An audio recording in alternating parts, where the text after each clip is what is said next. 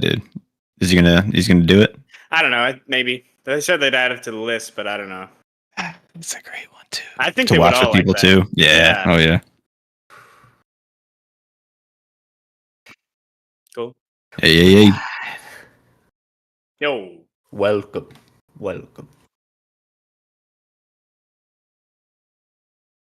The end of the road. Third dive. Yeah, I don't feel as dirty as I thought I'd be at the end. I feel pretty clean. Fincher's just got his style is like clean enough to make it be like, it was good. Yeah. Yeah, it washes over nicely. Or maybe it's like his early shit was more dirty, so now like it's more refined now later, and we're okay with it. But. Did we ever figure out what mode of transportation David Fincher is? Oh, shit. What are we on? I forget now. I don't know. I thought we talked about it like a while ago. Oh yeah. Well, we reached the cemetery at the end of our journey. Yeah. For a couple months. Yeah, a few months, and then we'll dig them back I didn't up. watch that episode of Love, Death, and Robots either. I was going to, but yeah, I didn't rewatch it. No, I was just gonna rewatch it before this. It's just fire. Yeah. Well, should we start with Fincher, or should we do our movie chest first? What should we do? What's the feeling here? End with yes, sir. All right. Well, yeah. What is this movie chest 53? Something like that, but yeah. Well, yeah, you do the intro first. Sorry. No, I like our new method of deciding, honestly, where we all just choose three and we see which one like kind of ideas too. So I mean, I don't know. I feel like it works out pretty well. I'm curious to see if one just like it goes wild and we all have random ones. But what I was like, is VHS in the movie chest? Dude, it was. I was so tempted to choose it. Too. What the fuck, guys? Who put that in there? I'm curious. I haven't seen any, so. Oh shit! I've seen like a lot of. I watched them all when I was in college with Terry, and like they're fucked up. I'll tell you that. But I'd be down to watch it again. I don't know. It's interesting. I'll tell you that. Like, but I mean, it's coming into October soon, right? This is the time. That's true. Yeah. Some horror shit. Yeah. Oh yeah. Yeah, but before we get there, our pick this week was "Children of Men" by Alfonso Cuarón. Yeah. Yeah. Been on my list for a long time. I've seen like part of it when I was a long time ago, and I was like, I need to just get back to that and actually see what it is actually about. So it was nice to get back to it. What did you guys think of it? Just first off, I had already seen like the last half of it because I just caught it on TV one time. Yeah, I'd seen the first half. So oh, interesting, dude.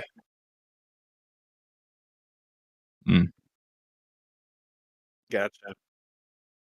Yeah. I don't know. I liked it a lot, but I mean, I don't know. I mean, it's a pretty interesting story. I like a lot of the shots, and man, like early on, I think it's probably like the end of the first act when like Julianne or whatever her name is, like when she ends up like getting killed. That scene just like takes like it's 0 to 100 like instant. Like oh my god, I don't know. It was fucking wild. But yeah, overall, I thought it was pretty good. Yeah. Me too.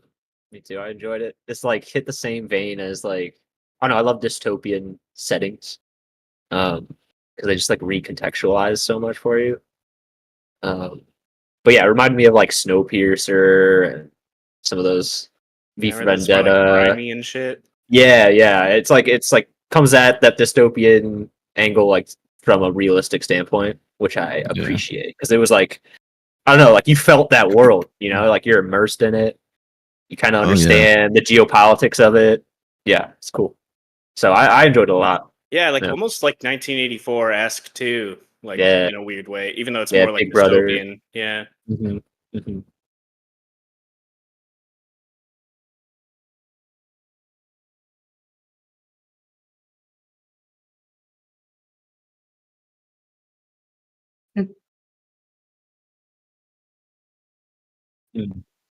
Mm-hmm.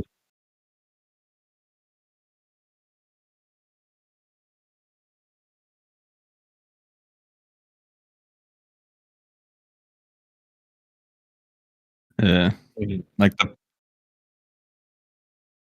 oh yeah. Yeah. Like the birth premise is like the only like straight up sci-fi element or like kind of Yeah. outside element, but I mean like specifically like the immigration shit in this movie is so like harshly depicted, and honestly like that shit's happening. And that's what's like hard to watch about it is like the brutality of that situation. I don't know. I mean, yeah, this movie worked its way on me. I think I mean I'll just spoil it, but I think I'm gonna give this one a 5-star review. Honestly, like I almost did. yeah, like it just captures you, man. Yeah, I mean I was hinging, but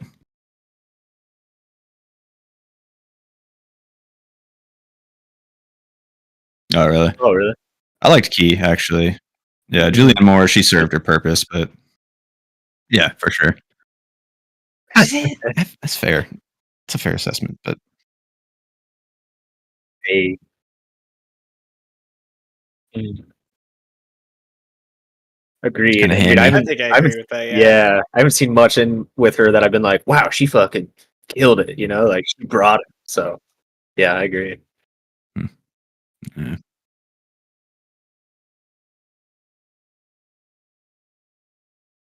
I mean, that opening scene sets the scene like in such a brutal way. One, it gives you a bunch of information on like the sci-fi element of it all, with like the celebrity death. I mean, that's just such an easy way to kind of like get the mystery tease and like what's actually going on here, and then walks out of the shop. You like see all the faces of the people too, which is crazy. And then that shop is fucking just Yeah, I like don't know. it's just gone. Yeah, his Yeah. like knocking over of the coffee. I mean, Yeah. By I guess Bowen, if man. I never really watched seen much of him, and fuck, I like this is the like a man perfect carried. role for him. Yeah, it was awesome. He's got like the emptiness, kind of like this hidden sadness there. It's like right up his Yeah. alley for it.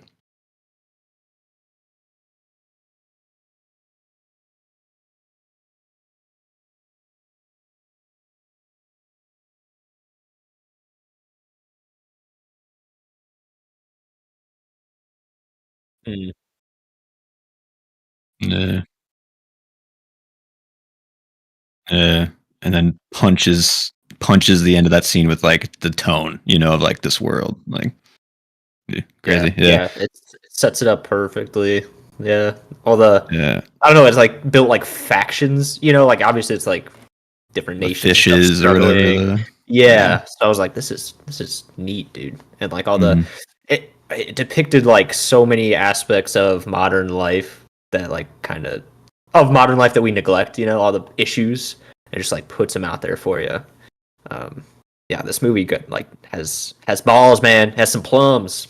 It mm, fucking yeah, I dug it, man. yeah, nice. I was curious what you guys thought, but obviously this sets like a huge precedent for like one takes, one shots, and also like handheld. More recently, even I've kind of just not really been liking handheld stuff in general. Um, but this one I think is just like so tastefully done and like inherent to the situations that they've like presented. Like we can compare with 1917. This one stood out way more and it's way more dynamic. A lot of it is way more dynamic than 1917. But yeah, these were fucking incredible takes. So I was just curious it was immersive. It was insane to Yeah. me. Like Oh man, it's like I get that oneers. Usually, it's like if you know a oneers in a movie, it's like, oh fuck, like when's it coming? I'm ready. Like this is gonna be it's gonna be awesome. But this one just like when it's utilized right, like because sometimes I feel like oneers, it's like oh that like Extraction for instance, it's like yeah that was cool, but like I guess like it was a lot of yeah, shit going down, but like this one, it's like I don't know, you it serves the feel the world, emotions. Yeah, you're going especially through the too.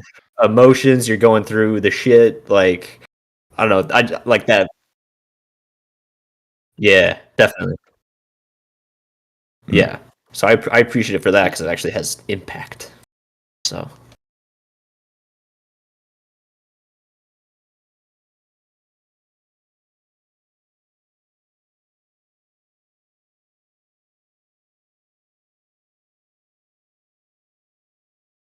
Yeah.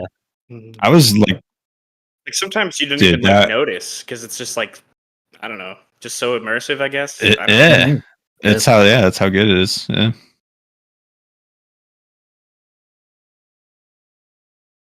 Even the army stops. Like, yeah, that was I was like transfixed literally in like the second half of this movie. It was pretty crazy, and that's what won me over ultimately. Like, sometimes some movies I come out of it and I just have the reaction of God, I love movies, and this was one of them where it just like it just seals some type of deal for you, and it just is so fucking impactful. But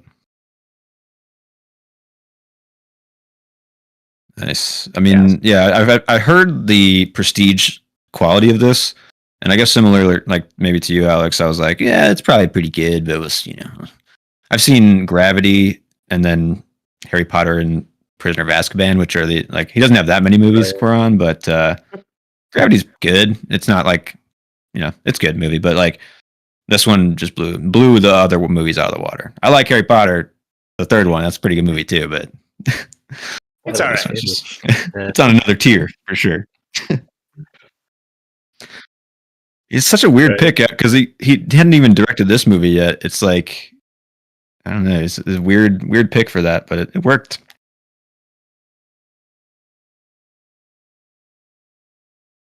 Yeah.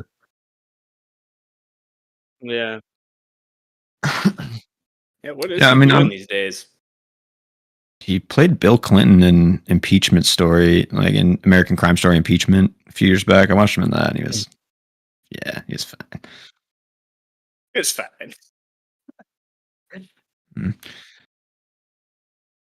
liked him in Sin City. I think that was before this, actually, though. So, yeah. I mean, I think honestly, those is like his sweet spot, though, as an actor. I think, like, as bad as that sounds, like the kind of empty, like depressingness. Yeah. Yeah, one of the scenes that hit me with him is like when they like make it to the safe house basically after she has the baby, and they're like, or no, she hasn't had the baby yet, but they're deciding whether she's gonna stay in that safe house and like have the kid there, or not. And I don't know, like his silence spoke volumes, where he's like he knows kind of like what the right decision is, like he doesn't feel right staying with this group or whatever. Yeah, ends up, instincts are right. But that was the intro to me where I was like, yeah, this guy's got something.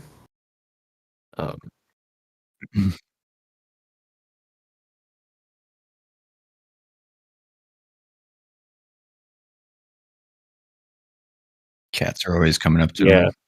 Mm-hmm. Mm-hmm. Yeah. Mm-hmm. Mm-hmm. And he's a great pick as a character too, because they give you little bits as like how he used to have a kid and something happened. It seemed like so. Yeah, I also really liked early on to intro to his character where he goes and meets up with Michael Caine's character, which is a fucking great character in this movie. But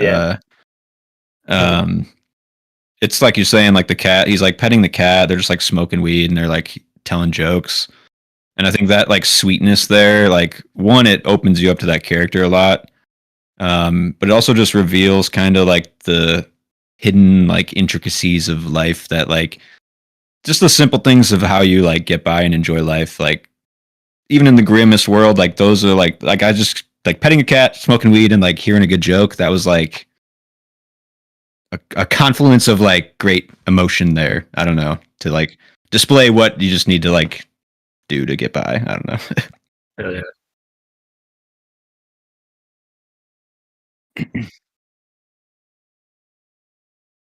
Yeah.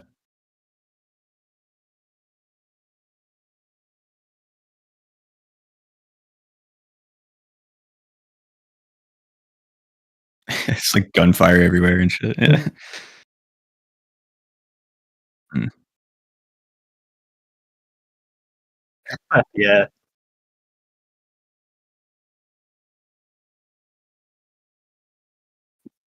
Yeah. The military character that kind of like comes in halfway, has like a really bubbly personality, and then kind of turns grim towards the end. He added like an injection of comedy there. Was his name Sid, or I thought he was like talking about he Sid? Talking to the third person? He's that crazy? Okay. Cool. Okay. Cool. But I liked him. It's like you said, he added like another he upped the comedy just enough to like make you okay, and then obviously he has that when he gets like smacked by the battery, dude. Holy fuck. I was just like rough. Yeah. It's crazy. Yeah, right? Like that's rough, man. Yeah. Man, I'm just glad this motherfucker found some shoes later, because holy shit. Just like cutting his feet. That was yeah. Visceral.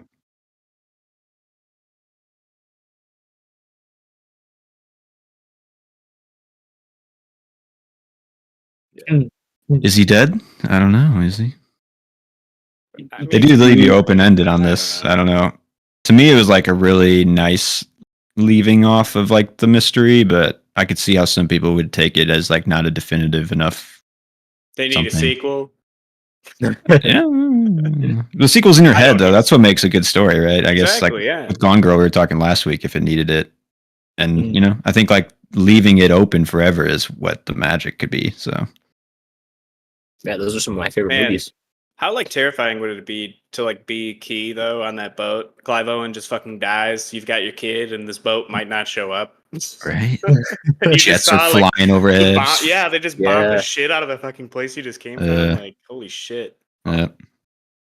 I got a lot of like Last of Us inspiration too. I don't know if anybody's played The Last of Us, but I mean that's semi-apocalyptic future.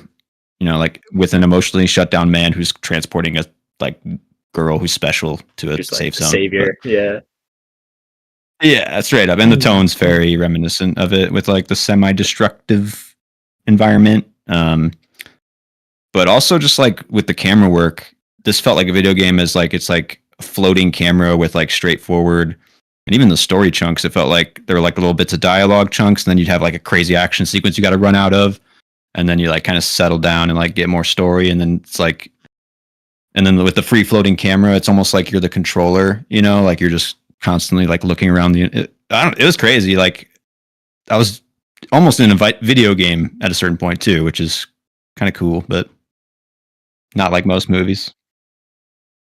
And somehow video game movies end up being so shitty half the time. Yeah, you can't get that immersiveness for it, I guess. Yeah. I guess you should just do one takes more, but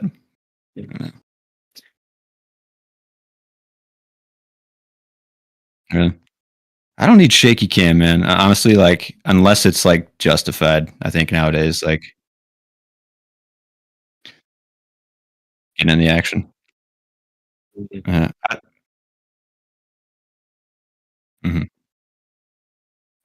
think long takes serve it though too, because like if you're just doing handheld cut, it's just like your brain isn't like wanting to like take in information at a certain point, you know?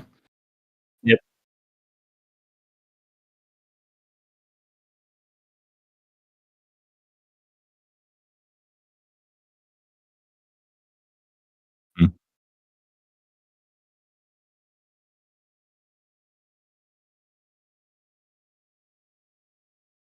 Yeah.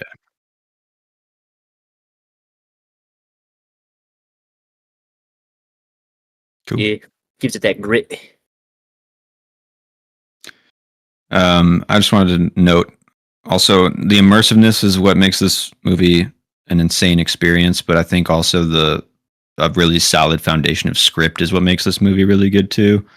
Just like little moments at the beginning, I just noted was like he's like someone's talking about you got a girl. Is it serious? And he's like very, and he just got kidnapped by her, and so it's like subtle moments like that, but also like the payoff of some building moments with like him dumping his booze on his hands right before he's gonna grab the baby. You know, that comes like it's like very subtle and tasteful, and like it made me think of like Godzilla versus Kong, which is like a moment they're trying to hinge the movie on, which is like get out of the machine, where that's just so like in your face and hammy and stupid. I don't know. It's just like that's a good script to me is when it's like there, but it's tasteful and not a direct like one-to-one with like what you're watching of like, this is my wife's booze, you know, like I don't know. No, this like one thing I noted early on, or like maybe like halfway through, was like this movie's ability for like I don't know if subliminal messaging is the best word for it, but it felt like that. You know, it felt like you were like getting everything you needed in the most subtle ways.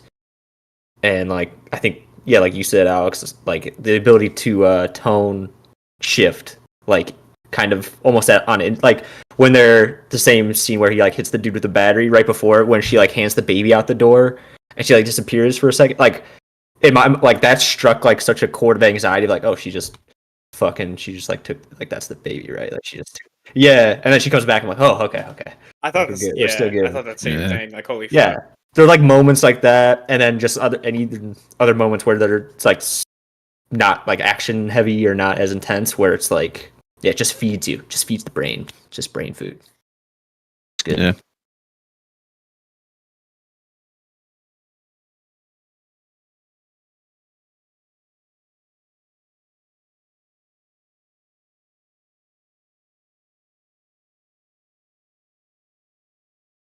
Something comes. Yeah, I mean that's why that scene at the end there is so impactful. It's like literally every person in the room is feeling that. It's so crazy. Yeah. Man, what a good movie. Shit, I'm gonna watch this one a lot for the rest of my life. I think it's just it moved too, man. I don't know what you guys felt, but it was very fast. So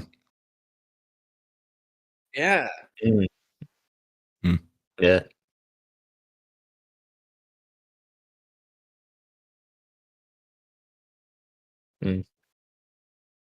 One of the best like world building too. Like you were saying, like Noah, it's just like everything kind of hits it right at the time that you need it, just information wise, a little bit, you know. Mm-hmm. Yeah, even like just like location switches. You know, it's like they all did enough to be like, okay, I kind of like have an idea where we're at, or like you know, going from Britain to France. yeah, exactly. Yeah. So like the escape from the safe house too was one of the best scenes too, where they're trying to get the car started. Oh my god, that shit's insane. Yeah, like holy shit. So good.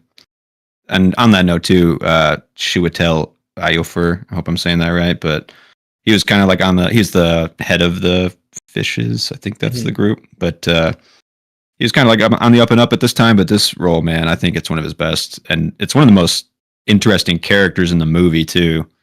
His character, is like so pragmatic and like can communicate, like, and then just pull the gun and shoot you. Like it's I don't know. He was very dynamic as a character, and you feel for him even though he's like pushing things in the wrong way, which was like really solid. Is that who that was? I didn't even recognize it, dude. I thought it could have been for a second. Okay, yeah. Wow. Yeah, it was awesome. Good for him, yeah.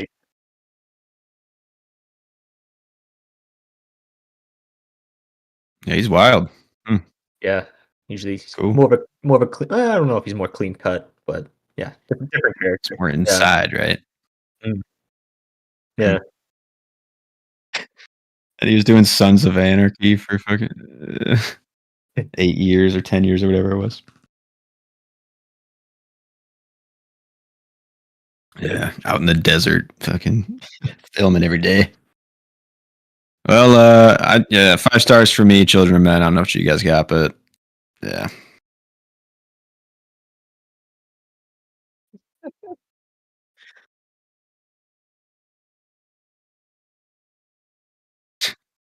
And then the second line hit. Fuck. Only practice the first line. That's fair. Yeah, I'm at 4.5 with this one, but same, like a couple more. It's a one I'll definitely rewatch, so give it time. Right, yeah. It'll get there. Sometimes you just gotta get a couple watches in to really like seal the deal. That's kind of how I feel about Gone Girl right now, honestly. So yeah. Yeah, I can see that. It never gets old.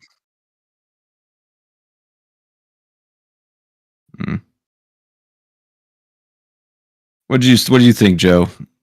Yeah, I think I'll give it 5. That's a 5 star. I liked it a lot. I don't know. Nice. Yeah. filmmaking too, man. It's like I said, like 1917, they did like really good, cool long takes, but like their feature shot is like them running in the field with the main actor, and they have like 100 actors in like 6 different scenes in this movie. So it's like it just blows it out of the water, honestly. Yeah. But yeah.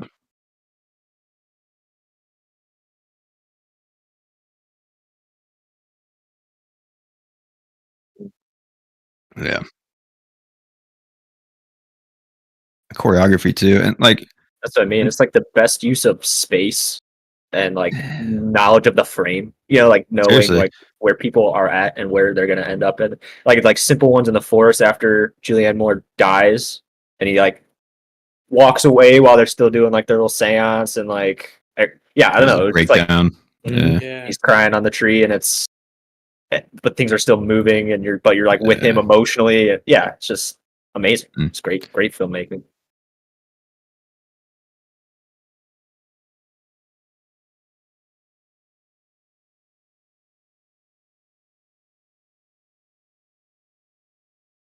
Yeah.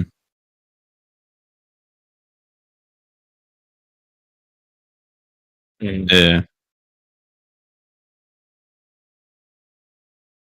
I was gonna say that earlier. Yeah, Yeah, they like just took yeah. her off the bus, put that thing out. I thought you were just gonna hear a gunshot, but I thought they were gonna kill her there, like bag her head Yeah. and then just like do something crazy. and then just gone for like the rest of the movie. You know, like she doesn't. The even characters just come in and out as like they would in like a situation like this. Yeah. The Makes woman it feel, too, like yeah, makes it feel like a fucking epic journey, like this arduous thing you're on with through a war zone. Yeah, like straight up.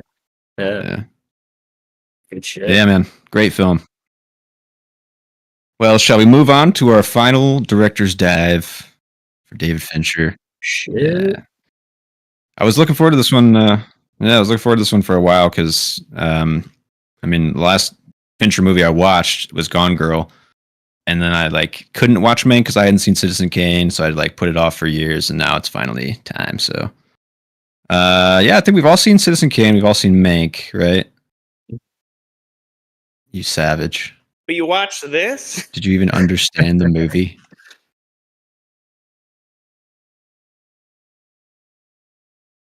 Yeah, I understand. Yeah, that's fair. Is probably that on much more something? enjoyable too. Okay. I got you.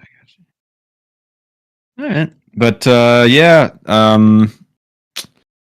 don't know what you guys felt about it. I'm just going to give a kind of a general marker that this is not David Fincher's best movie. But I don't know. What do you guys think? Where do you guys land on it? Worse though. Hey. You don't think it's worse? Okay. No, yeah, I don't think it is. Yeah. Oh hell yeah. Might be. Yeah. Honestly, dude, if there weren't like the like headings before each scene, I don't know if I would have been able to keep track of what the fuck was going on sometimes. Like, yeah. I don't know. I was just like in and out for a lot of the time. I mean, yeah, like did not Gary serve the Oldman story at definitely all. did a good fucking job, but like I feel like ultimately what I came out of this movie with was just that like Herman Mankiewicz was kind of a piece of shit, but he wrote Citizen Kane. That's about it, yeah. And like I guess like I did like how you kind of figure out like the connections between like real world events in Citizen Kane, because I feel like a lot of like events did align. I mean, I watched Citizen Kane right before I watched Mank, so like I feel like I had like a side by side comparison. But like I don't know, with like the politicians and shit, and like how he ran for office in Citizen Kane and shit like that, and like I don't know, I feel like there were a lot of comparisons between like people that Gary Oldman interacted with and Citizen Kane, like Charles Foster Kane or whatever in Citizen Kane, Nice. Okay.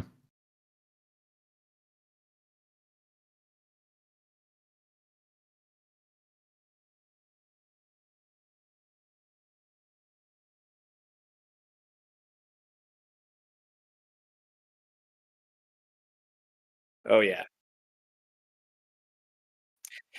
So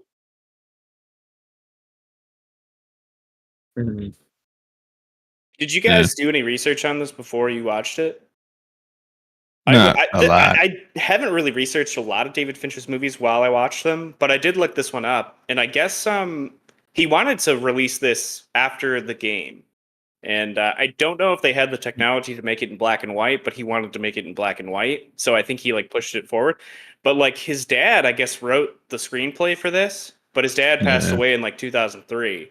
So like I don't know what happened after that, but like, you know, I'm assuming, you know, it got refined and stuff like that after, but I definitely agree that like I didn't really know where this was fucking going for a while. For like half the movie, I'm like, what the fuck? I don't. There's a lot of different characters that are, and it's like trying to mirror Citizen Kane in its attempts, like because it's like a lot of different characters talking about Mank, you know, like. But yeah, I agree. I mean, you don't know which one is supposed to be the one like you're like bouncing with Mank off of. I don't know. I was like waiting for William Hurst, which Charles Dance played. Really fun character. I mean, I think he played him pretty well, but like he felt like the ultimate like villain, not villain, but like he wrote Citizen Kane basically not to spoof Hearst, but like to give you that kind of character in that time and then show you what he really is about, I guess. I don't know. It's just definitely not as interesting. Definitely not as even like tightly written as Citizen Kane. So it's just, and I mean, it's a love letter to his father. I think at the end of the day, that's kind of what I chalked it up to. Is like I think his dad still has like the sole writing credit on it. So like, he probably tweaked it, but like, I don't think it was tweaked that much. So you know, I just don't know if he really like tried to chisel it as much because of that reason. But maybe I'm wrong. I don't know. Yeah, it's possible.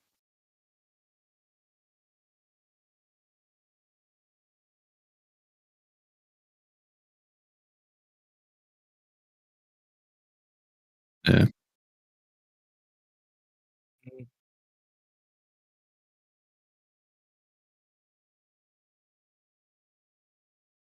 Yeah, like they're all kind of pieces of shit. Yeah. Except for maybe his brother. Yeah. A couple of other things I like found out when I was researching this is just like you guys have been saying throughout this whole like Fincher director's dive, how like meticulous he is and how many shots he does to get, or how many takes he does to get like the scene. And like while I was looking this up, they were talking about how he did like 100, 200 takes sometimes just to get like, I don't know, something. the right shot. The yeah, peak. I don't know.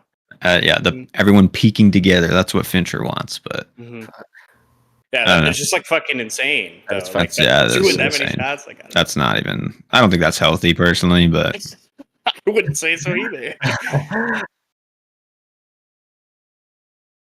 He kind of just was there, you know. Yeah, I heard he wanted to do like prosthetics and stuff like that, and like at a lot of the time, I'm like, well, you don't need that, but honestly, it might have helped this performance.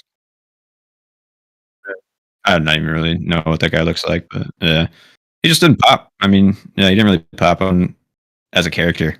I don't know fully. I'd say probably the best. I'd say probably the best scene of this movie was just the one where he's just walking around the table explaining Citizen Kane. Yeah. I mean, he literally explains the movie like. Right. That's good. I liked the scene where they're at the party. Oh yeah, he really does not look like anything like him. No.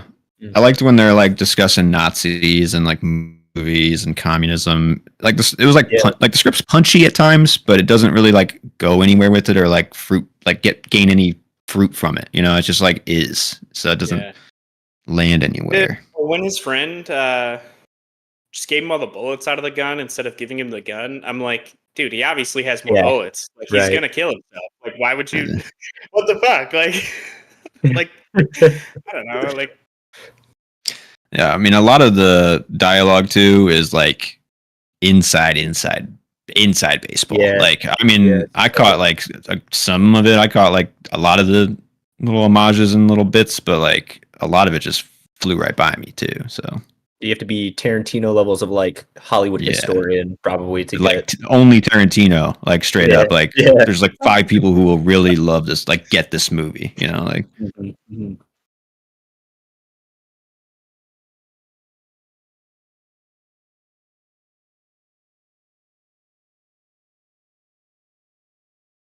Too far gone. Yeah. Different gen. Part of the fucking greatest generation to get it. Yeah. Yeah. Yeah. No, I don't know. I was comparing. I found myself comparing it to Trumbo. I don't know if you guys saw that one. Yeah, that's fair. The writer's toil, basically. And this one, compared to Trumbo, dude, I had a lot better time with this one than Trumbo. Really? Yeah, it's just like this fine. one, they're both slow, but this one wasn't like unbearably slow and monotonous.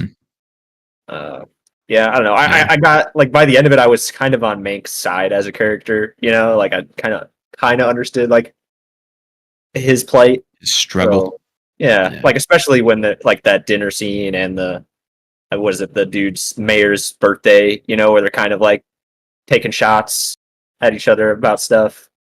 I don't know, it's cool. Like maybe I'm just intrigued by the time period too of like the Red Scare, you know, communism and all the fucking hoopla that came out from that. Because I'm like, I don't know, I'm just understanding like that there's gray area there still, you know, like there was then and there is now. Yeah. Like like after watching Oppenheimer too, because that's like the same time period. You know, what I mean, like they kind of talk about that same kind of shit. Yeah, it's kind of yeah. Like what socialism, communism. This movie kind of felt like Oppenheimer to me, honestly. Yeah, both in its sloppiness and its like time period. But you know, you didn't like Oppenheimer? I thought it was pretty sloppy. Like the same gripes that I have with Mank about not knowing what time I'm in and not knowing like what the characters are, that like can almost full 1-to-1 be for Oppenheimer for me. But it's kind of interesting. I didn't feel that way at all in Oppenheimer, but maybe that's just perspective. I don't know. Yeah, I took a different road on Oppenheimer. So yeah, that's interesting. This one, even with I knew where I was, but like, I was like, I understand jumping around. I think I also just like I know about that time period, I guess. So like, I don't know. I know some of the scientists and shit like that. I know like a lot about I don't know, but yeah. No, for sure. Anyway, we're on. Joe's.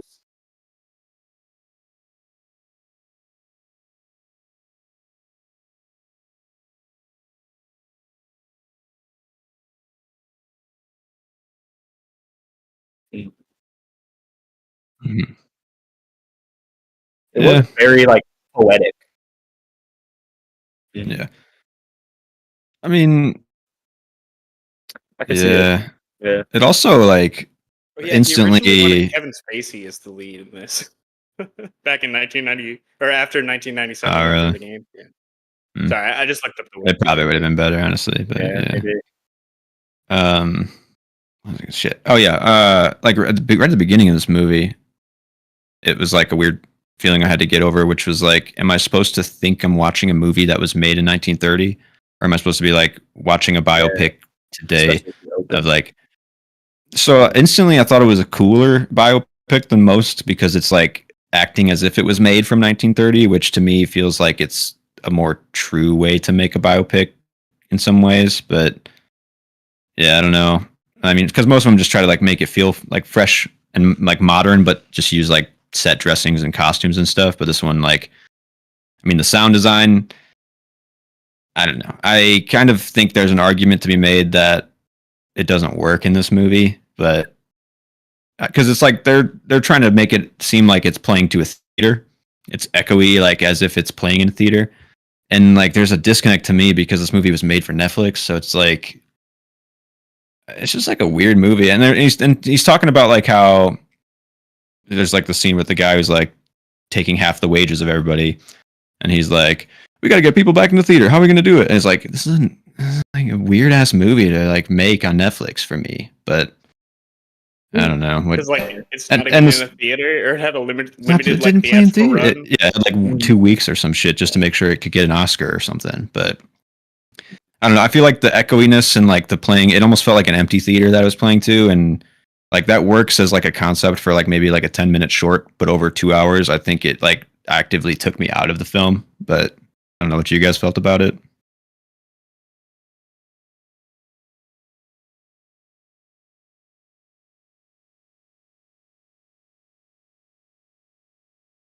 Yeah.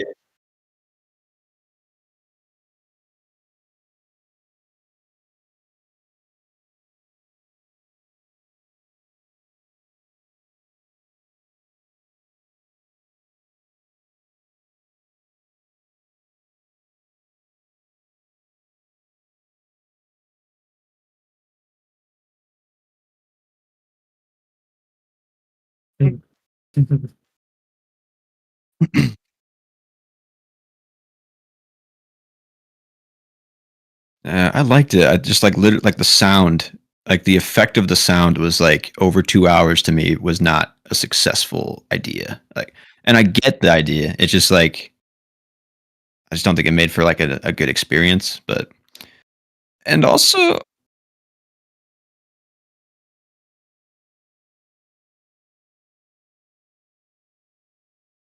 maybe I know he signed like a 5-year deal with Netflix before this, so like I think he kind of always knew what it was. But maybe that's why he made it too, because he was like, I'll make my Netflix movie, which isn't it's my Valley movie, for this year or whatever. But like maybe I don't know. But also, I don't think I was like fully in love with like the image either. And I know like I read up he like tried to soften the image, and the fact that he filmed it only on a monochrome red camera, that's cool. Like there's no color version of this film that exists, which is I don't know, it's kind of nifty. But the softening of it, like there were several times where I had like a halo effect on somebody's like face or like body, and I just like it. If you're trying to be true to like 1930 movie, like you're not. It's not. So like it's like a cartoony of it. It's I don't know. It's just the disconnect in this movie was great for me, I guess, on that level. So I wanted to have a better time. I just don't think I don't know. I just didn't. This movie's just not that good. I think that's fair. Yeah. Yeah. Not all movies can be fucking bangers like Children of Men. All right. It's just sad when you have to compare it to Fincher's work, and this is like a steep like drop for me. But I also think a lot of the times when you make a movie about a movie, it just never is going to be as impactful as like a good movie. That's my theory too, because you're just getting taken out of them. You're like the artifice is being displayed to you, so like it's just never gonna like. Yeah, there was a weird. I don't know if it's meta, but yeah, there was just like a point where it felt like the movie was like talking either to itself or like talking down to the audience or something. I don't know. I definitely felt that disconnect too. I couldn't tell you what the culminations were to get me there, but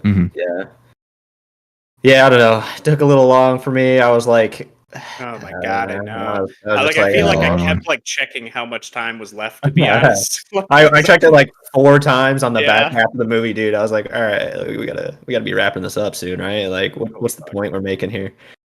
But I don't know. I don't want to hold that against it. But yeah, I mean that's what I got from main character. The dude's just even, like I was just on because I looked up like about the script and like if it had been polished or whatever. So this says, or at least on the Wikipedia page, I think like it says both Finchers like read this article in 1972 about like the scripts of Citizen Kane and how there was just like I don't know, like at the end battle between like who how like Orson Welles gets a writing credit for it, but it was pretty much just Mank. Right. And then this last paragraph on Wikipedia for writing says, Mank producer Eric Roth reportedly polished the script prior to writing, with David Fincher saying he felt early drafts were too anti-Welles. So I feel like they probably just took Orson Welles more out of it, because I feel like he really was not in the movie that much. I mean, or they just like softened him up to be a better like image. Because I feel like it really was not that anti-Welles to me. Oh, but I mean, I guess, but I liked the guy who played Wells too. I thought he did a pretty good imitation of him. I was thinking too. I was like, how many takes did Fincher make that guy do? If he's like trying to be another guy, holy fuck, dude. Yeah. Yeah, I was gonna say something about that character though. Orson Welles. Yeah, I think like what I need in this movie is like in the last 10 minutes, this movie is basically telling you that it's all about Orson Welles and Mank and the battle. But like the first 2 hours of the movie are basically telling you that shit doesn't really matter. And like pretty much, yeah. I mean, yeah, and I don't need. What I had looked up beforehand, that's what you're supposed to get from this movie. But like, dude, Orson, like I said earlier, Orson Welles isn't even. I mean, he's in it a little bit at the beginning and then at the end, and then the rest is kind of just about Mank. Like yeah. And I don't need to get like Mank's life boiled down to just like his conflict with Orson Welles on Citizen Kane, so you can only show those avenues of the story. But like, because he's got the wide sprawling issues of all these different things, but like you have to make me feel the conflict at key points throughout to then land the movie there. That's just all. That's kind of what I'm saying. But yeah, what were you gonna say, Alex?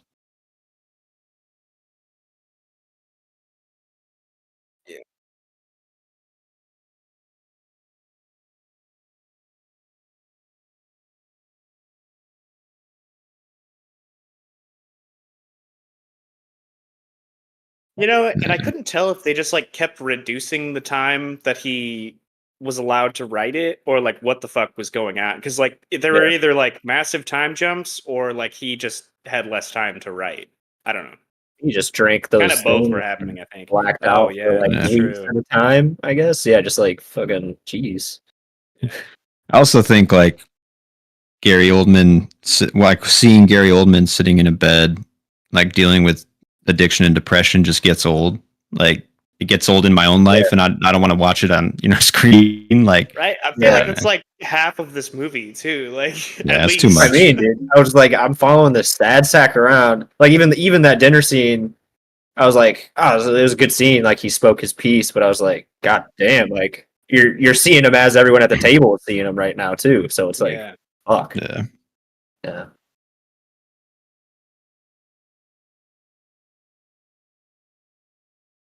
Yeah.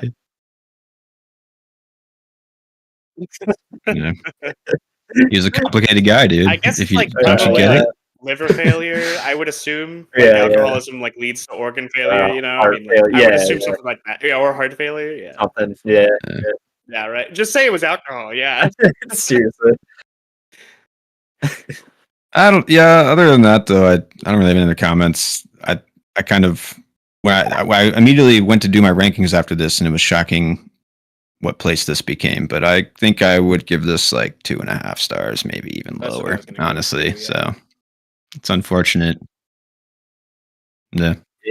I'm at 3 and 3.5. There's a craft there. I mean, you can't deny like Fincher's there. I don't know. Even though like a lot of his like shots towards the beginning, I guess like they didn't even feel that solid to me.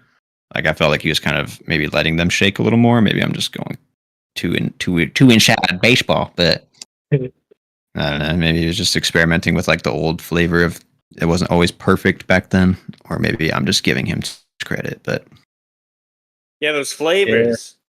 Yeah. Yeah, kind of unfortunate, but I am excited for the next one, right? Because it's got to be the peak. So right. Yeah. Yep. That is true. Any other comments, or should we move on to some Fincher rankings? Yeah, I'm down. Yeah.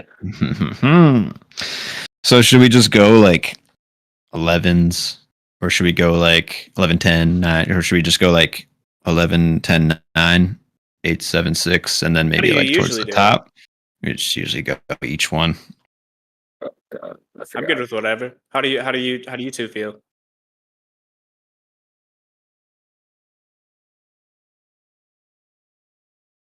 Yeah. Yeah. Who wants to kick it off? I'll go. I go. It's probably all the same one, right? Maybe. 1, 2, 3. Alien 3. Alien 3. Yeah. Okay. Yeah, I mean, it's I'm just not surprised. It's an easy pick, right? Yeah. Man, really bad to start off with too. Yeah. Not great. It's a big hurdle you got to get over for Fincher's filmography for sure, but yeah, that's true. He came back, yeah. Thankfully, yeah. Yeah.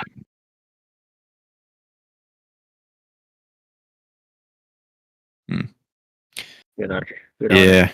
Easy bottom pick. It's not anything up to his caliber, and it's not even like his true vision. So it's like, what other movie really could you put it lower? But anyways, I guess we'll just start at 10 then for the real shit.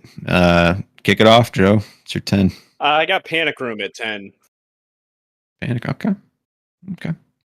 Nice. Blame yourself, motherfucker. I don't know. Look, I mean, yeah, there were some weak ass movies on this list. The bottom couple are pretty bad. I mean, it was either between Panic Room or The Game for me. So I mean, obviously you're gonna know my next pick, but like, I just really didn't like this movie that much. I feel like it had a lot of problems, and really, I feel like the premise is good for like a short story or maybe like an episode of a TV show. I feel like it's just not good for a movie because it just like was just too long. Like, that's fair. Yeah, for sure. Yeah. Yeah. Sloppy as it. All right, who's up next for 10? I mean, I'll save the time and say mine was The Game. That was my 10. Same. Yeah, same. Like, but Panic Room. You know, they're interchangeable at the bottom there for me. So for probably all the same reasons you guys, it's just sloppy and yeah. I'm not gonna go back to like they're not the ones that I'll go back to. Yeah. Like, Yeah. I don't plan on ever rewatching those. yeah, they're not. Yeah, not there. Don't make the cut, unfortunately.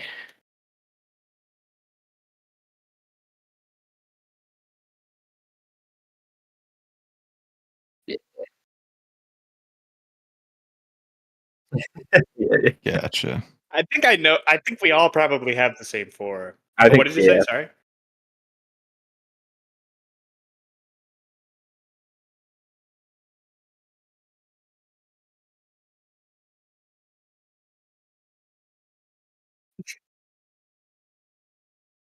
Mm-hmm. And he pays for it. Like, Yeah.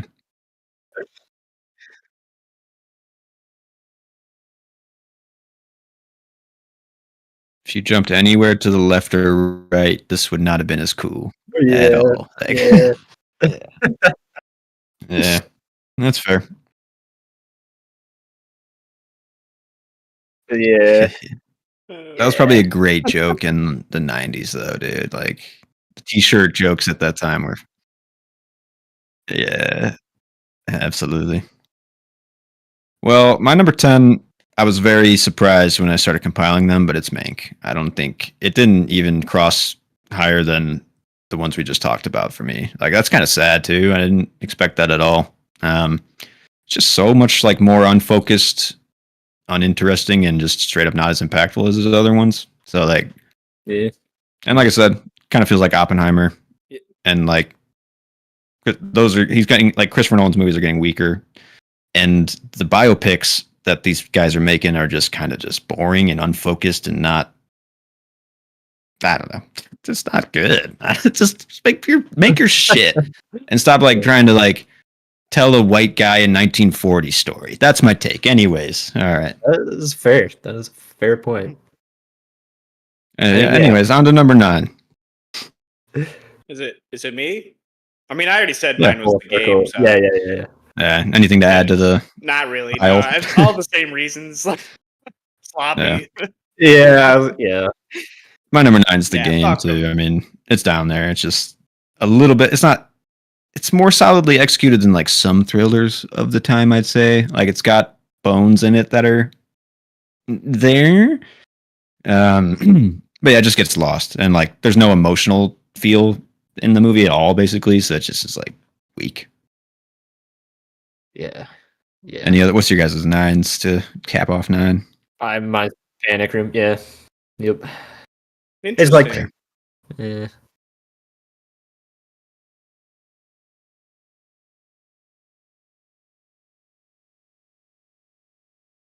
Yeah.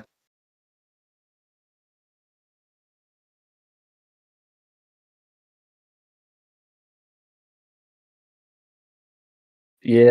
There's definitely a cutoff with Fincher. I even marked it in my. It's like, here's upper echelon movies, and here's like below. So we'll get there. Sure. Mm-hmm. Only those like dips, you know, the like, yeah, from the peaks and valleys. You know, the valleys are low. Yeah. What's your guys' 8 then? I'm curious. After these two, my list is a little different than your guys'. I will say. I think mine is slightly different too. No, I had Curious Case of Benjamin Button. Same. Yeah, 8. Yeah. Wow, all 3. Wow, okay, fair. Defend it. What's so bad? Let's hear it. I don't know. I just didn't know. Just I didn't want to weird, put it man. any higher. I did like it. I just like. I feel like that's where it fits. You know, like I don't know. Yeah, I can't like. Yeah.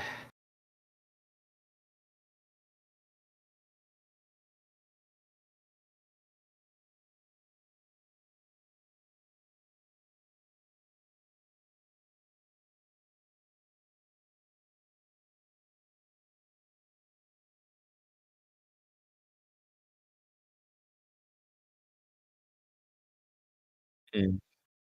Yeah, I feel like Benny Button, Panic Room, the game, they all have like they all suffer from the same thing as where it's like a kind of weird, cool, interesting concept, but somewhere in the execution shit just did not translate. Honestly, none of them really feel like Fincher to me either.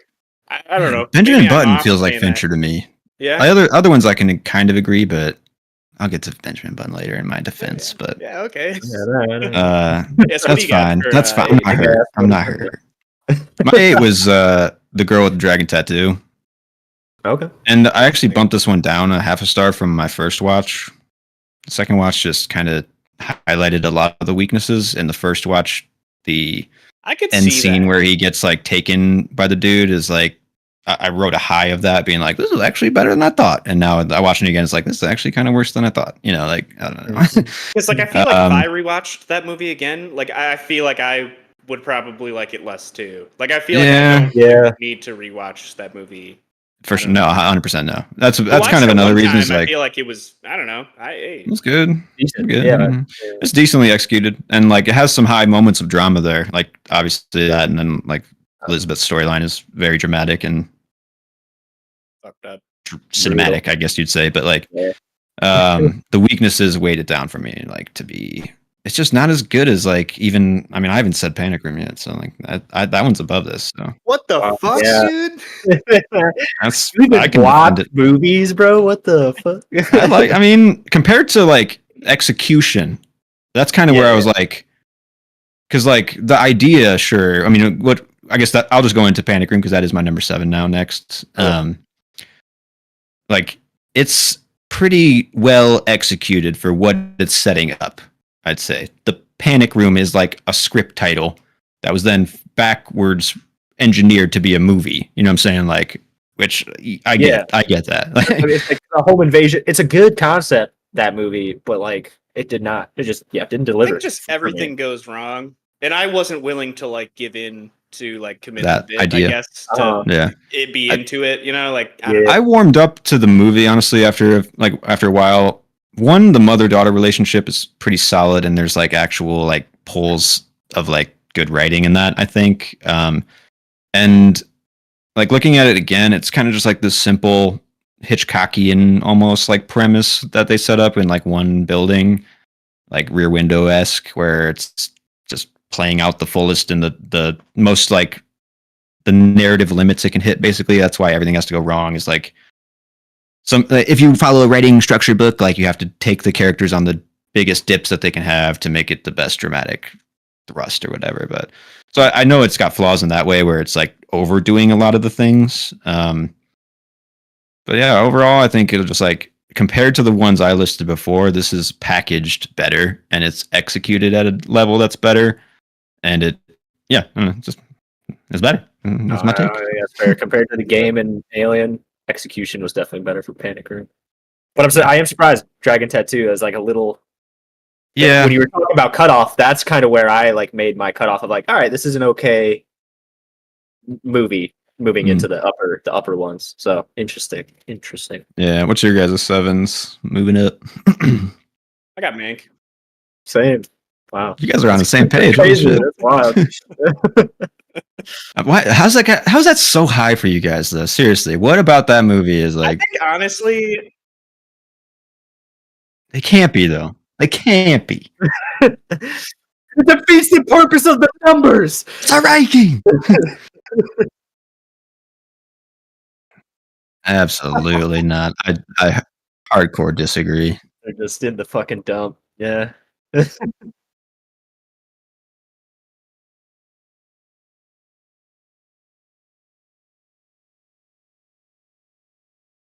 Mm. I don't feel like uninspired. I just don't. I feel yeah. Like I said, some of the concepts are good. Like they're there. The seeds of a good something are there for some of these. But yeah, I don't know. I don't know where.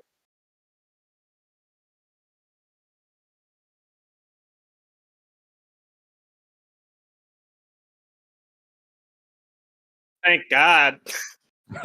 Yeah.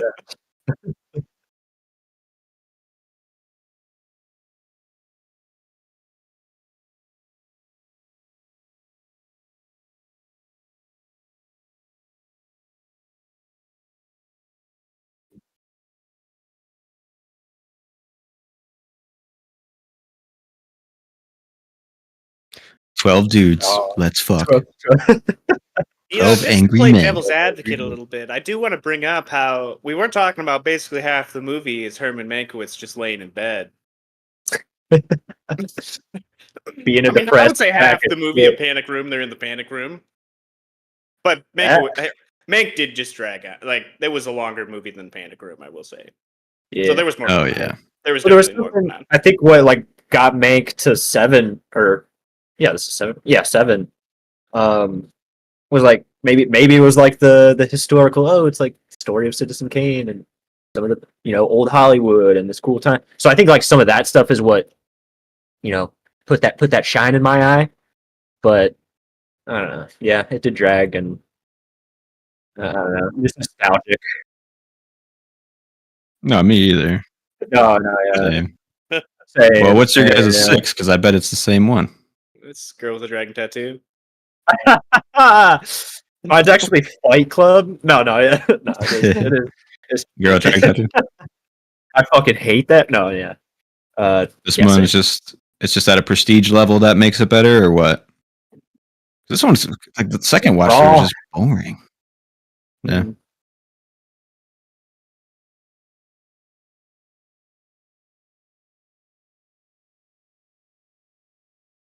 Yeah. The mystery aspect does a lot for it. Daniel Craig's investigation for me, that was like high point probably of the whole thing. But mhm.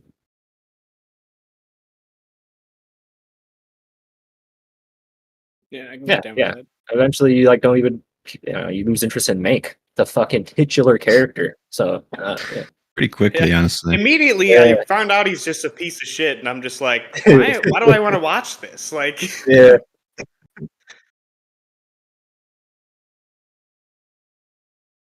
Oh yeah. Mm.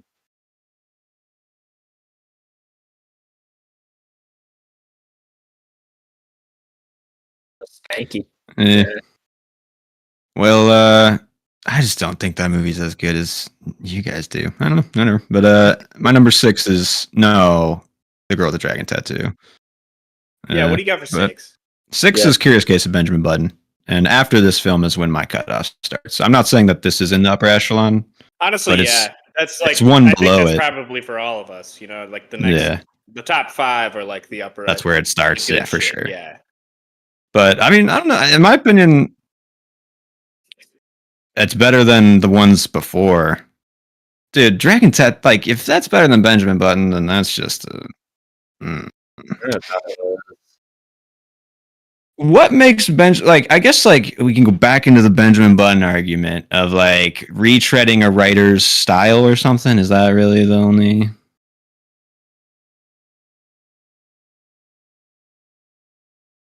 I found it very interesting. Just me.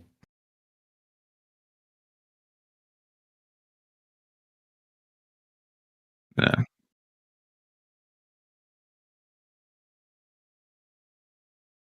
I have an argument for you in the next dive that I want you to defend to your fullest heart's ability. Okay? The Hateful Eight. Defend that movie to me in Tarantino's filmography.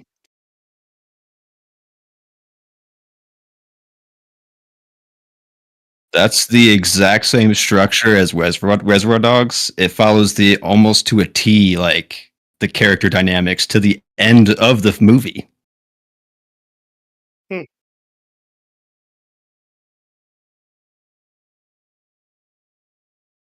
mean, the same could be said for Benjamin Button, though. You know, I wouldn't necessarily I would say they're kind of surface level Hateful characters, Eight is personally. exactly like Reservoir Dogs, because in Reservoir Dogs, like when they're all in the warehouse or wherever the fuck, they all kind of like know each other. They all kind of like know what has been going on. In Hateful Eight, it's more of a mystery because not all the characters know each other. I'm just saying, like all the characters don't know each other, and they literally don't know their names in Reservoir Dogs. They're codenamed by color. Like, I guess that is true. But like, what brought them together? Like, was they all rode the carriage in together. The 3 characters know each other, and compared to the other 4.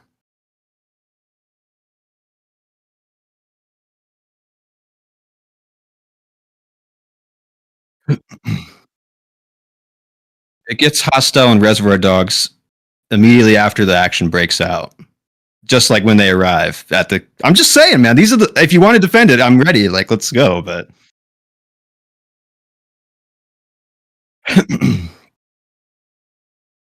Reservoir Dogs, Hateful Eight. That's like the same fucking movie. Well, I guess this is where we draw the distinction. But I just had to make that comparison because the argument to me falls apart when you like say a director is redoing their own. Like they're sniffing their own shit, basically. That's what Tarantino did in The Hateful Eight to me. But I like that movie. It's a great movie. Don't get me wrong. Like,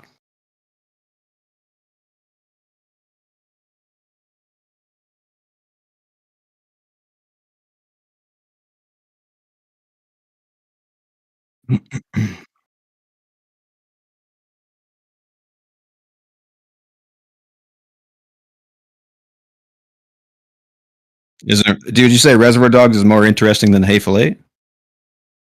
I personally like Reservoir It Dogs is because he's redoing what he already did the first time. I have an argument for that if you want. Just because you're the first to do something definitely doesn't make it the best.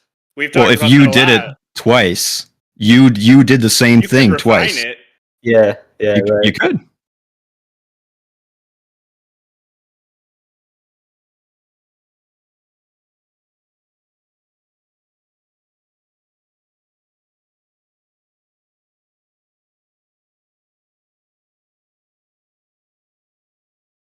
That's similarly could be said for Reservoir Dogs because the reveal of is it Orange, the Tim Roth's character? That's what the whole movie's hinging on, is like revealing who these people are and you don't know. And halfway through it shows you who they are, just like it does in Hateful Eight.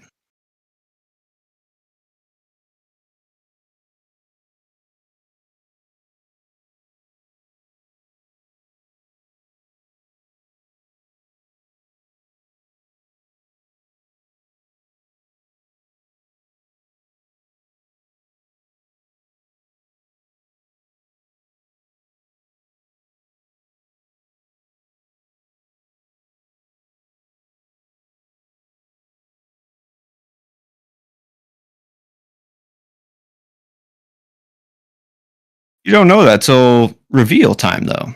And he's telling you stories about how he's a criminal, and you're like, you can't reveal. What's that? You never know.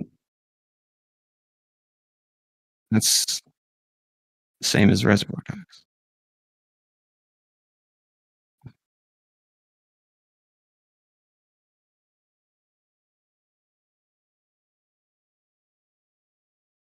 I guess we could revisit this when we after we watch them. I was gonna say we'll have to watch Tarantino. Yeah, I mean that's the argument. But anyways, why Curious Case of Benjamin Button is better than all of the other ones like below that? I mean, if you could say like they can refine their story, I think in the way that this writer refined his story is he made it more emotionally impactful to the viewer. Like I actually feel something when I watch Benjamin Button, which I couldn't say for the other ones below.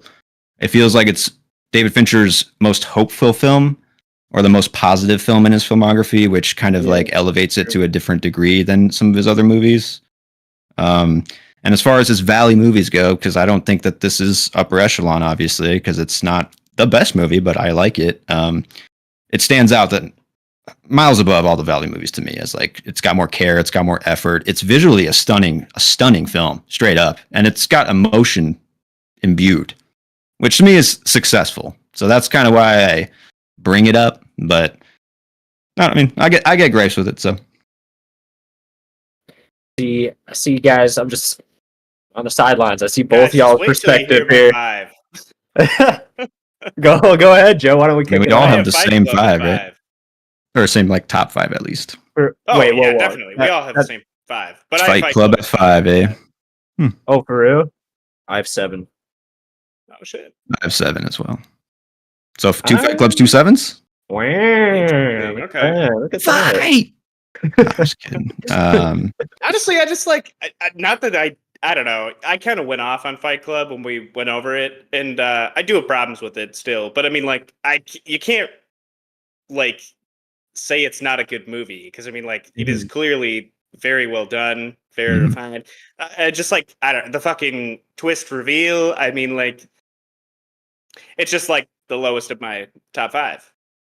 Like, I feel like the other 4 were just kind of better than it, you know? Yeah, that's. I will say the top 5 here are pretty tough to put in order. Yeah. Just because like it's like an embarrassment of riches to be able. Because honestly, these might be like 5-star movies for me in the future. All 5 of these movies, so it's. I mean, you can just kind of interchange them at a certain point of just straight up quality. So.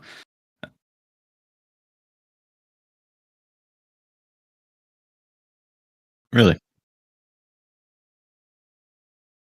Nice. Yeah, same.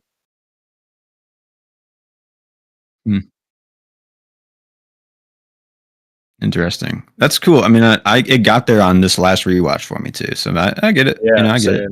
Yeah. But for 7, what do you think, Noah? Why is that? I guess lower on the top 5. I don't know. Maybe it's because it was like the first Fincher film I ever watched, and now that we've gone through them, I just have like a broader perspective of his stuff. But I don't know. It just didn't hit as hard on this watch through, and I still think it's like a great like fucking thriller horror. Like the structure of it too is like super smart. I can't really tell you why it's in the bottom 5, why it's my bottom of the top 5, other than it just got beat out by somebody. That's right up. That's what I put. It's just like it's got the dark and grimy flavor of Fincher, and it really shows you what he has up his sleeve as far as a filmmaker. You know, like what he can really do and bring the story to. Like it's a forebearer of what's to come, 100%.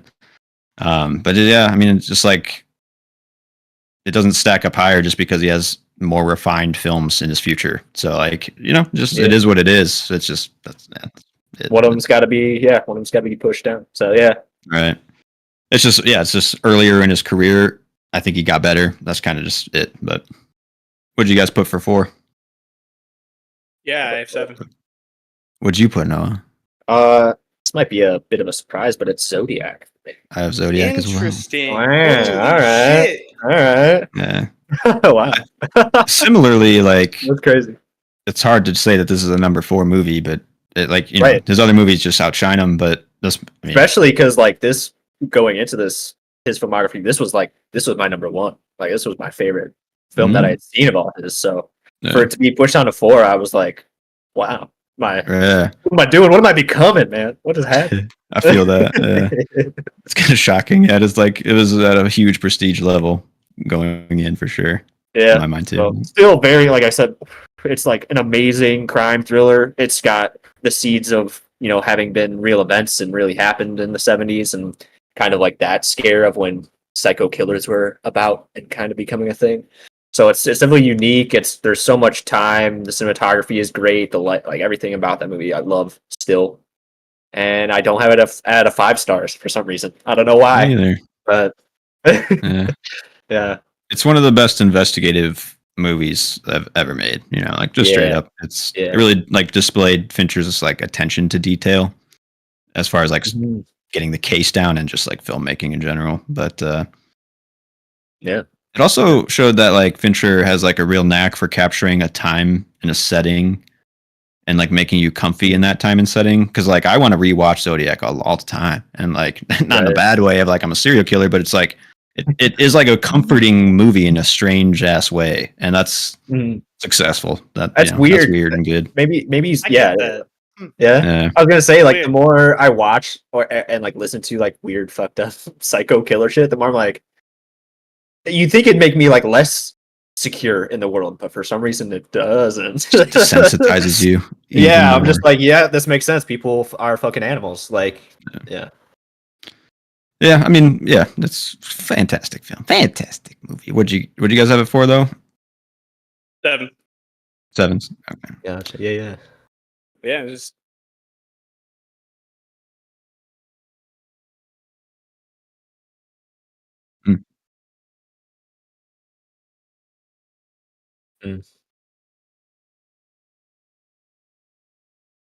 exactly. It's Yeah, I gotta mind-blowing, say yeah. it was the second movie, I think, right? Sounds right. And yeah.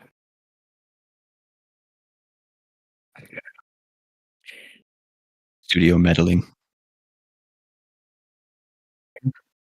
Mhm. The highs are highs and the lows are lows, man, for sure. Yeah, initially I was thinking like early on I was gonna rank this as number 1. Just because I Really? liked it that much when I watched it. Nice. Because it was the first time I watched it and stuff too, and I don't know, I liked it a lot. I liked the premise. Yeah, I think it could be number 1 for a lot of Fincher lovers, honestly. Yeah. It's the one that got me into him. So, yeah. Yeah, I mean, it's like the first time he got to like truly express himself, you know. So it's cool. On to 3? Top 3s. Yeah. Top 3s, baby. Oh shit. Yeah, it kind of sucks. Hurts. But my number 3, I put Gone Girl. Interesting. Okay. Mm-hmm. I put Fight Club for my number 3. Gotcha. I actually put The Social Network. Yeah. Wow. All right, so we got a little mix-up happening here in the top 3. Yeah. I guess for Gone Girl, I think it's 100% his most entertaining movie. So, like, at a certain point, I could see why you'd say it's number 1, you know, just straight up on, like, entertainment value.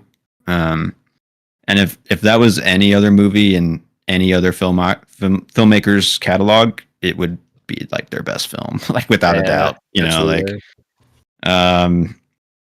I think I'll probably give it 5 stars pretty soon here. I don't know what I am not. Like, I can't give a reason anymore to, like, not do it. So, like, yeah, and it just combines, like, all of Fincher's qualities, like, all his skill, all his, like, tone, and it just, like, it's just a ride, you know? It's a good time.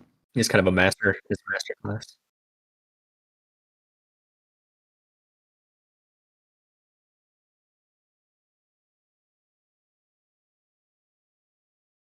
Yeah. Just phoned it in. Got the paycheck. I don't know. Yeah. Yeah, I wonder honestly if he just doesn't have as much investment in some stories, but he makes them.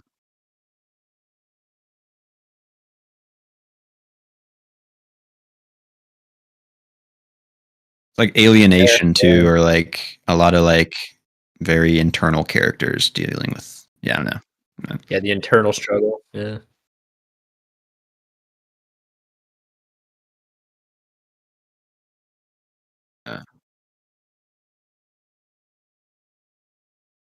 Joe, what the fuck, dude? Social Network, bro. Honestly, I felt like I would have actually put it lower. I feel like I had to put it this high just because of the like what I've heard about it, but I didn't get that vibe from watching it. I don't know. It didn't hit me like it hits you guys. I mean, yeah, it's good. The structure, the vibes, like the writing, the pacing. I mean, it's all there. It's just like I don't know. I think I don't know. I just personally didn't like it as much as the rest of my other top 2.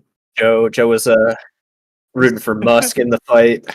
Joe was nah, dude. Yeah, he's an ex-head. The Zuck's gonna if they do fight, he's gonna whoop his ass. Like he's like never happened, bro. Yeah, like I kind of want to see it just so he'll whoop fucking Elon's ass. Like it's Elon will have some surgery he's got to get to or whatever the fuck he's using. Yeah. No, he'll just get like a fucking bionic arm or some shit. And just make himself into a robot. Yeah. Either way, I feel like they have set themselves up to like one of them's company's just tanking after that, right? Like so their market share is just fucking crashing. Yeah, right. After It's going to be fight, like right? global Like, consequences of that fight for sure. Mm-hmm. Anyways, So do we get to our threes, or do we still got somebody you want to? Mine's just Fight Club, and it's 5 stars, and I still want to read the book. And I love Brad Pitt, Edward Norton, and yeah, just fucking good, man. Just fucking good. Yeah, just raw. Just my number 2 is Fight Club. Bump to a 5-star on this watch. Yeah, I mean, it's a movie that I think gets better on rewatch. Obviously, there's a huge twist through that will give you a lot of a different perspective on the rewatch. But even after you've done that, it was like still yielding more and more for me every rewatch. So dissect it, man. Yeah, and I mean, it's an extremely like timely movie, but it also is like painting a portrait of that specific time. And I mean, it dives into like male psychology in a way that I think is like really prescient and kind of like necessary, honestly, even if it's taken to like extremes in the story. But yeah, I mean, it's got the griminess, it's got the dirtiness of Fincher's early shit, and it's got all of like his skill harnessed in my opinion, in his like first to his fullest potential for this first time, I guess, with Fight Club. Like 7 is like I can get the argument that that's his first foray of like perfect filmmaking or whatever, but Fight Club is really where he like tailored something to me. Yeah, man, I just love the movie, and it's it's good. Another ride, another one that's just like you're on for. So yeah, true. Nice. Your 2? Are we going around 2s, Joe? What's the runner up? I've got Zodiac. Nice. Nice. I liked it a lot more than I thought I would. I think that basement scene was just like, I don't know, just so fucking good. You know, like I think I just liked this movie a lot. Like I just liked this movie a lot more than the other movies. Like that's why I ranked it this high. Like I don't know, just like my personal taste. What rankings are for, baby. Yeah, man. Like I said, that was.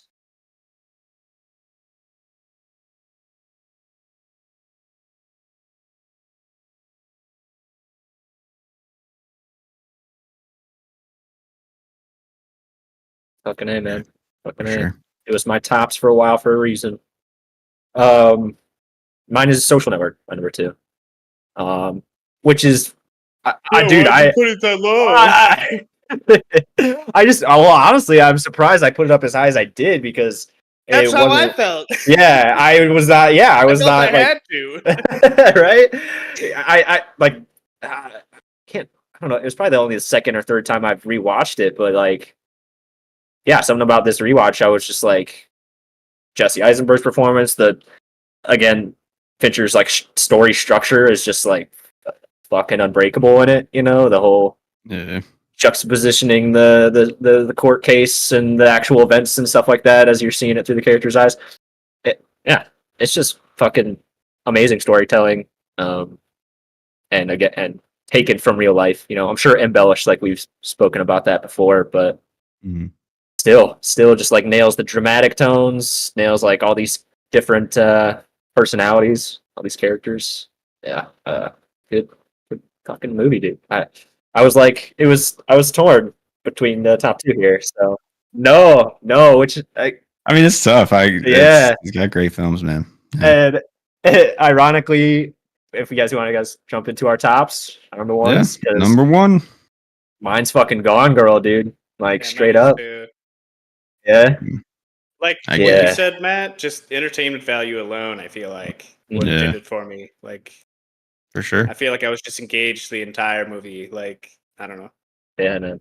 Old Noah is kicking, or new Noah is kicking old Noah for not having stayed awake like 3 times trying to watch it before.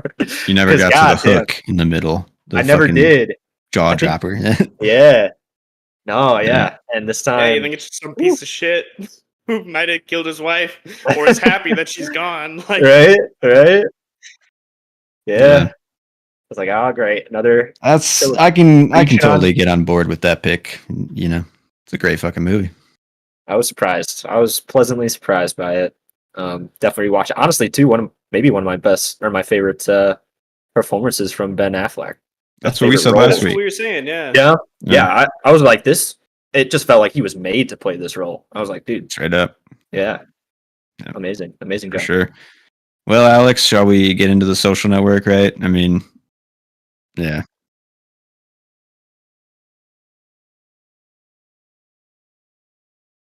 Mm-hmm. Yeah. Yeah. It is.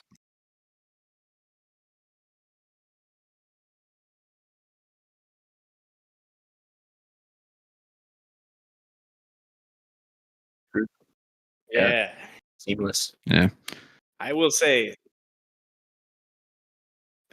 Agreed. Yeah, Fincher had some fucked up CGI, but that movie was fucking crazy. Yeah.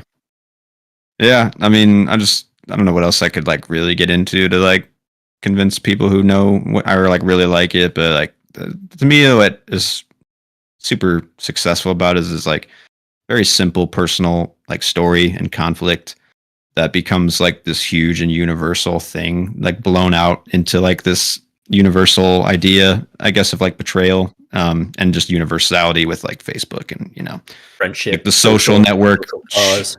Yeah, like the social network. It was cool. Like this is similar to Fight Club.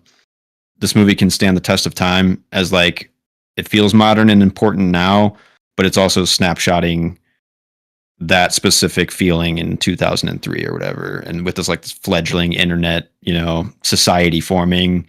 It's like a hinge point of society, which to me is kind of like a very important film for like, I just view like the history of film as like if an alien were just like to upload all the films, they could like kind of track like like how it all went. And like this movie I think is like it's a book that, or a movie that like is in the bookshelf or whatever, is like that's an Earth film. I don't know. Maybe I'm just going crazy, dude, but like. So have you guys seen or heard? There's like, I can't remember when. I want to say it was like, well, it was after the space race, obviously, but it was like just as a fucking thing to do. We sent a like probe music into deep space, yeah, with like records from Earth. Mm-hmm. So it was like if it goes somewhere, they have songs from Earth. Little flavor. Yeah, I'm pretty sure it's ingrained on like gold or something like that. Yeah. Gold it's the Voyager, records. Right?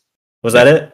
I mean, it's like the farthest thing out that we've sent. Like specks of like a human and stuff on it too. It's got like a bunch of shit. Yeah, it's pretty cool. I just kind of view it as I view movies as like an outside way. No, yeah, that's what I'm saying. It's like it's like almost anthropological in a way to me, where it's like you get to track like history in a cool way. But I mean, other than just like an important movie, like Alex said, I mean, the movie it's the script, but it's David Fincher's absolute masterful chiseling that makes it a masterpiece. And yeah, I mean, the performances, the score, absolutely the score too, the script, the conflict, the direction. And it's just it'll never get old, honestly, to me, I don't think. So that's a great fucking movie for me. Hell yeah. I feel similar with Gone Girl. It's like now that I've seen it, I know for a fact that I'm gonna like watch it over a few times. Yeah. I feel like enough people told me to watch it, and it definitely paid off. I don't know. I should have watched it sooner, to be honest. Like it's one that, yeah, it's one that's hard to like get people to watch. I've found over the years, it's like you should check out Gone Girl, and like it's a crime, it's a mystery. It's like okay. Yeah, you just kind of like think it's like, all right, whatever. Yeah, I'm like trying to get like Shay and our buddies to watch it, and it's like, dude, if you start that movie, you will thank me by the end of it. Like, just straight up, you will be like hooked, and like it'll be a ride for you that you will never like forget, I guess. But yeah, absolutely. If I were to move one to first, if it ever shifted, honestly, I don't know if Fight Club would be the jump, but I could see Gone Girl making the jump eventually, just if I were to ever kind of rearrange shit to number one. Yeah. Right. Yeah. Mm-hmm. Yeah, maybe Zodiac will make its way back up for me. Who knows? Yeah. It's good. He did. Like a fucking memory, a distant memory at this point. Yeah, we took a break in Fincher, so maybe that's just what took a bit for him. But yeah. Well, next director. Yeah. It's gonna be an exciting one. It's gonna be a fun one. I'm honestly kind of want to rewatch some of his movies, so I'm excited to get back to it. I haven't too. Yeah.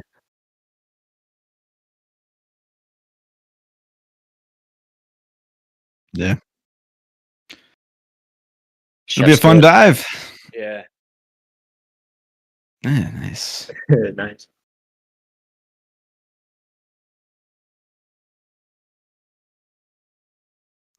What? Nice. So there you go. That's a Success. win. Yeah. I mean, it'll be a shorter dive because I mean he only has 9 films, right? So it'll be decently brisk, but it's gonna be a fun one for sure. And I got a couple ones that I still haven't seen, so that's exciting. Same.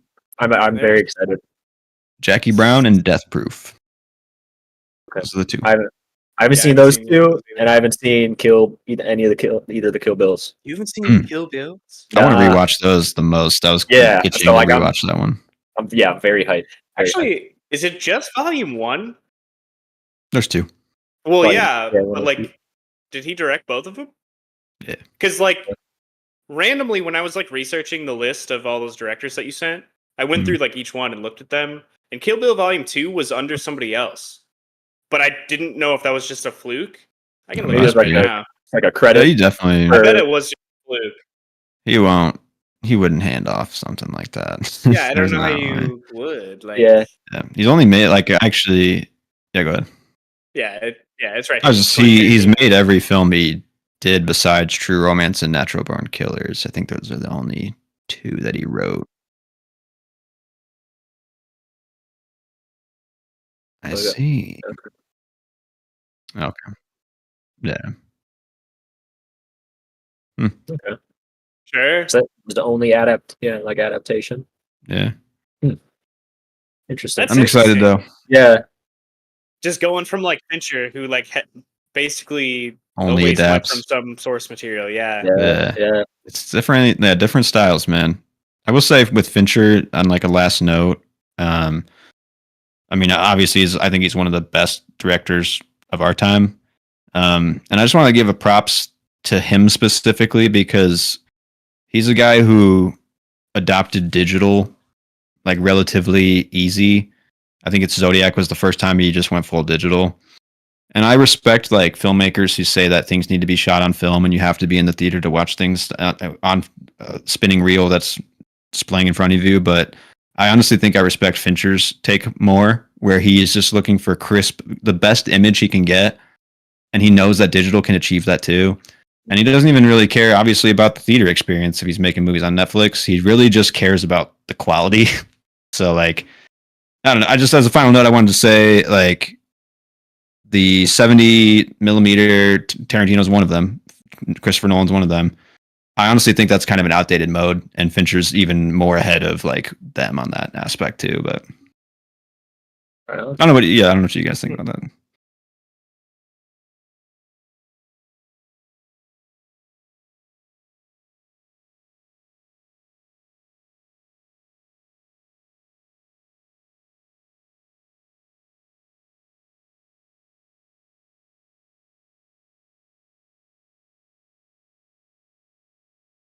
Like you need the grain there to. There's enough, yeah. I don't know. I just authenticity and a nostalgia to it for sure. Yeah, I just find Nolan and Tarantino's take on it to be kind of like tone deaf slightly. Yeah, I don't know.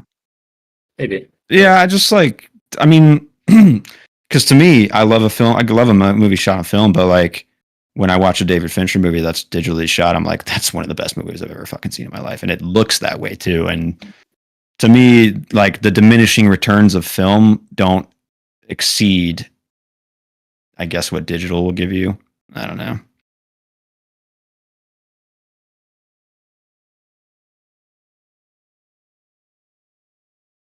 It's also about lighting though, and like all these other elements, because to me, I don't know if maybe I'm wrong. Maybe I should just compare more, but like I think you can get effects like that. Maybe it's not, even though like it's like the grain, I guess, is part of it, but like what would you say? Like it's like more warm, it's more like meaty on film, or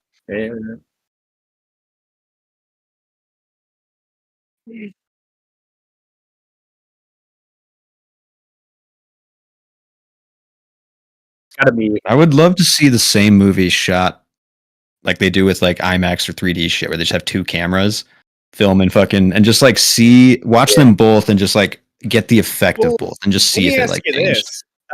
Like, do you think it takes more care for film than versus like digital? Like, do you think digital picks up more, or like you were saying about the lighting, and like we talked about last week when we were talking, or maybe the week before that when we were talking about Casablanca, and like the mic, like how you had to mic shit up back in the day, and how you had to be like way more careful for that. I mean, like, is that a thing? I don't really know that much about. I mean, there's whole different pipelines now. For filming, it's like you film on film or you film on digital. And the way that you operate on set is completely dependent on how you shoot. Because like with film, you only have a certain amount of time and you have to like get the shot, get the take, and then you have to like literally send it off, and then like a whole operating crew comes in and like changes it and stuff. With digital, you can turn the camera on and just go. Yeah, and it's just it's I mean, there's without a doubt a hand-tailored approach to film that is immediately respectful, and like I like that they take it and develop the film by hand and like, you know, do these. I love that, you know, but like I just look at the future, and film is not the future. I'm sorry, it's not. Like, it's going to go digital no matter what. And I think Fincher knew that. And to have like Tarantino and Nolan and these holdouts, like I love it and I get it, but I just I'm just not fully on board with it. So, you know, I feel like, yeah.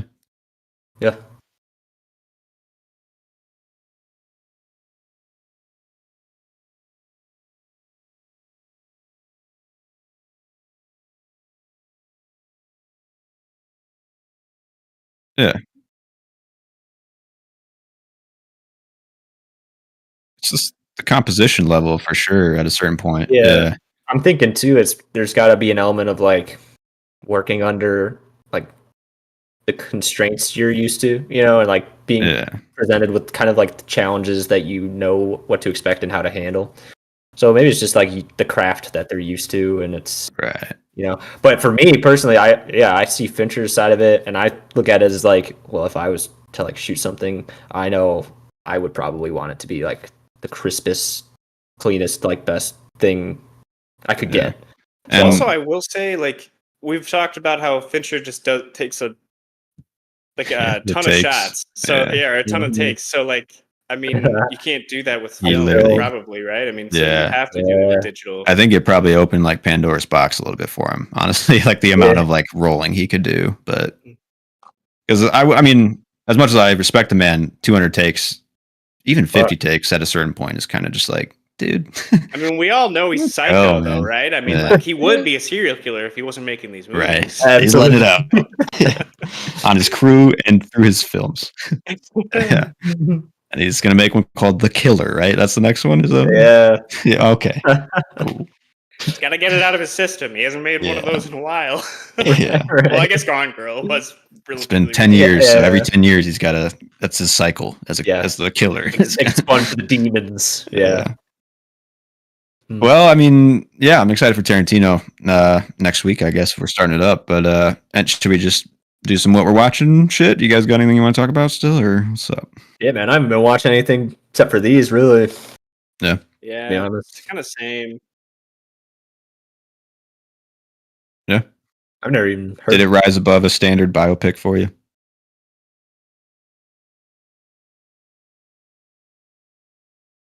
Yeah.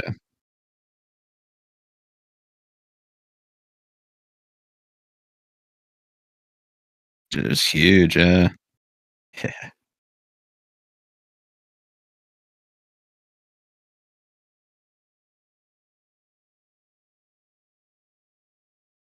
Mm. Yeah. Yeah. It is, yeah. Of any yeah. It's like trillion or something like that, or 2 trillion, I want to say. I don't know if there's any validity to it, but I think it was last week I saw like a rumor that Disney might possibly sell to Apple. Somehow. I didn't see. Really? They're trying to like maybe offload like certain assets. Oh, gotcha. Like ESPN and shit like that. I think they're like deciding what's they're trying to keep. Yeah. Mm-hmm. Oh, nice. Hey, Yeah, nice. that's pretty sick. Oh yeah. Nice. Yeah, man. God, I'm excited for those movies. But Yeah, hell yeah. I actually did watch a few movies over the last week. Most of these illegally, so I guess you can't What really. the fuck, dude? You can't son say of a that bitch. online. We're live. Yeah, Shit. yeah, right. I definitely rented these on Alrighty, Amazon buddy. Prime. That's how I watched them. Right. The King of Kong. It's just a random documentary about the dude who's trying to beat the high score of Donkey Kong, arcade Donkey Kong. Um, I know I can't sell this movie to you. I just wish you'd read it. Like, this was one of the best documentaries I've ever seen. I'll just leave it at that. Like, the amount of like it's in the moment footage, like actions happening actually, which is like not how most documentaries are now. It's just somebody sitting there 20 years removed from the event who doesn't even, it's like, my brother was there and he's Netflix documentary shit, like that's basically all documentaries are nowadays. But this one is like, there's so much drama that happens and you go on a fucking journey. Like, it's insane. Like, you couldn't have plotted it or written it better. It's crazy. Like, just watch it if you could. It's fucking nuts. But yeah, I mean, that was the one that really took me. And then I don't know, I randomly watched some stuff on Columbine because Michael Moore made a documentary called Bowling for Columbine. I finally got to that one, so it's pretty good. It's the best one that he's made. I will say that. And I got little flavors of like Nathan Fielder and how to, like, he's the first guy that was doing like get you in front of the camera and make you uncomfortable. And like at the end of the movie, at the end of the movie, he interviews Charlton Heston about like his gun NRA, like he was going to like Columbine and all these cities that just had mass shootings and like basically holding up guns to the NRA and being like, from my dead hands, you're gonna pry. And he's like an 80-year-old fucking actor that doesn't even shoot guns. Like, so at the end of that, there's a shock interview with him that he basically walks out of the room of. It's insane, but Damn, all right. really good movie. And I mean, that's just it's important to watch that movie, I think, for some people. But yeah, that and just Repo Man, old schlocky 80s movie with Emilio Estevez. That's It's the fun. organ, right? Like, where they like, yeah. What's Take that? your No, organ, that's they, like- that's Repo Men. Yeah, Oh, I know it's the one you're talking okay. about. Yeah, Okay. but Repo Man is, yeah. Repo Man's just like it's literally like schlock. It's not a very good movie. It's just kind of fun, and it's like it's like 80s LA where there's just Estevez wandering around the city taking people's cars, and there's a trunk that you open and it vaporizes you. There's aliens and shit. It just gets weird, but yeah, I don't know, it's fun. But, All right. yeah, that's about it though for me. Yeah, for movies. All right. Cooking. Yeah.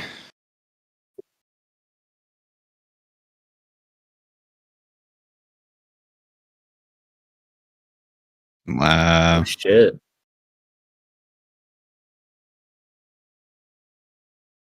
For all. God, Did you get a refund on that?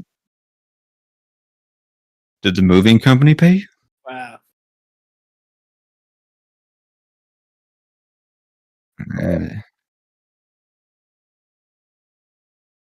Dude. Yeah. Definitely not as bad goes. as I have this like my Sony earbuds or whatever, and I got them on Amazon, and I got like one of those like I don't know like safety things. So if like something happens to them, like a protection plan. Dude, I don't know if any of you guys have ever like gotten one of those protection plans. It's a fucking scam, dude. Like, Oh yeah, dude. literally, the battery life on these headphones is like 20 minutes now when they lasted 8 hours before. And I've sent them to this company 3 times, and they keep saying that there's nothing wrong with them. Yeah, the last time they like reset them, so like when I reconnected them to my phone, they had to like reinstall the firmware. So they fucking died before they could reinstall the firmware. So you can't even like use them. And I'm like, dude, what the fuck? So then I sent them this third time, and they like said there's nothing wrong with them, and they're sending them back now. But like the last time I called, the guy's like, if you send them 4 times, then we'll finally reimburse you for the cost. So I'm like, well, I guess that's what I'm doing. Just like, what the fuck? Like, how's that a policy? That's not even fucking work. Like, you're literally a fucking scam. Like, I don't know. Like, Jesus. Fucking bullshit. Yeah. I would say never get one of those fucking protection plans for electronics unless you're willing to send it to them 4 fucking times. I never have. I've always opted out. Thankfully.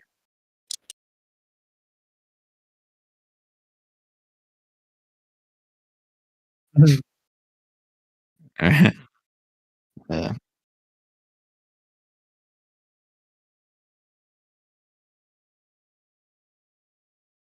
Yeah, right. Like, what are you protecting? Yeah. Yeah.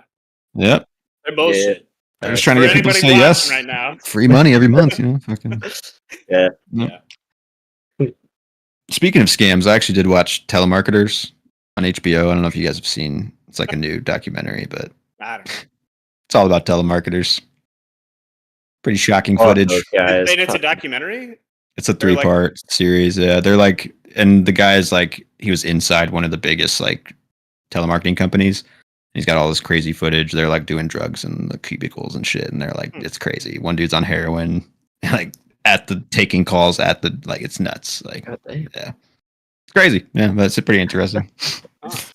I could see that being pretty interesting. Yeah. Yeah. HBO, man. I mean, you turn on HBO, you're usually getting quality. That's kind of what I. True. You know, I talked about that Painting with John show. I still haven't started it, but I think I'm gonna start watching it. So I'll tell you about it. Yeah, let us know.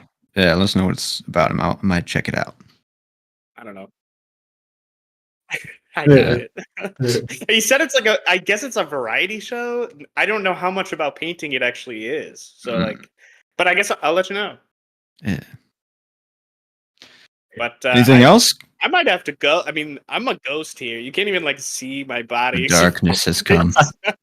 It's gotten so dark in here. Yeah. Yeah, I'll draw them here either today or tomorrow. So. Oh yeah. Go. Yes, sir. Yeah, dude. Yes, sir. Fucking awesome. Okay. Yeah, it's gonna be fun. It's gonna be a fun one.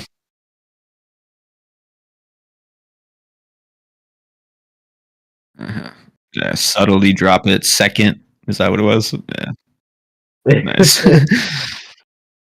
Yeah. I was honestly like I said, I kind of want to rewatch his movies right now, so I'm kind of like feeling the motivation. I think I had like 5 or 6 picks of like that I wanted to do, and then most of the list was just like maybes because I could just go for whatever. But then there were only a couple that I put like I don't want to do. Mainly, dude, I texted Matt about this. I put James Cameron on there just because like. Honestly, like you just gotta wade through so much bullshit to get to like some good movies, and it's like, what the fuck? Why would you want to do that? Some movies, I think. He's only got like 9 movies too, I think. But oh damn, I don't know. The list just like went on when I was looking them up, but like maybe I'm wrong. I don't know. All There's a lot of old shit. Titanic expeditions. Possible, yeah. I don't know. But yeah, that's fair. I'll just do Cameron myself, right? Fuck it. Yeah, I was actually gonna ask, like, did you guys want to pick one for yourselves? Just like to take off or like to get rid of. I mean, honestly, I'm on the verge of starting Spielberg personally, just because I want to. Yeah, I figured he's got the most movies I think out of any of our picks, which would be like a year long almost, but. Ooh. It's like, do you really want to do it or not? So if not, it's this cool. One actually took pretty long. I mean, like, I feel like we've been doing this since like April at least, right? Yeah. I mean, summer break though. I think really we did take a break. Yeah, put us back. True. Yeah. All right. Well. Yeah. Talk next week. Sounds good.